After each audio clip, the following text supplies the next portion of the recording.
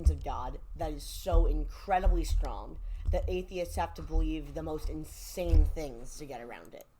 You can convince anybody with this argument, and it's really easy to understand, so anyone can understand it. Why is it this easy to understand and this powerful?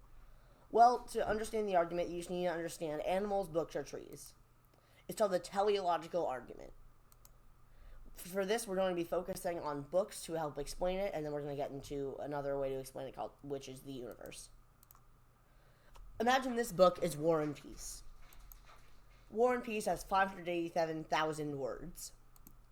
Do you think that War and Peace was written by chance? Just, you found it, washed up on the shore of an island somewhere, or it grew out of a plant or something, or it came out of the dirt? No. It did not happen by chance. It has an author. Now, do you think this amoeba came by chance? Well, atheists believe that even those one-celled amoebas, they came by chance, and then there's trillions of those in each of our bodies. But they think, oh, that just came from, you mix the chemicals of life in, a tube, or the chemicals of life come together in an ocean to create the first one-celled amoeba. The amoeba has 2,343 times more information than War and Peace. If War and Peace can't happen by chance, how does this amoeba happen by chance? Atheists have to believe that this happened by chance, and so they would obviously have to, you logically conclude that something that is a lot easier to believe happened by chance, War and Peace, they would believe that came by chance, and that's obviously false, so this is even more obviously false. So how did this happen? How did this amoeba get created? Well, War and Peace has an author/designer, Leo Tolstoy, and this amoeba is 2,343 times more complex than War and Peace. So, this amoeba must have an author/designer. War and Peace requires intelligence, and in the case of War and Peace, it's human intelligence. For the amoeba, it also requires intelligence, but it can't be human intelligence because amoeba needs to exist for humans to exist. So, you need to have something created in the amoeba. And some people might say panspermia, aliens. That's pushing it back a step. Where did you get the amoebas from? The aliens. Eventually you have the first life if you believe in evolution.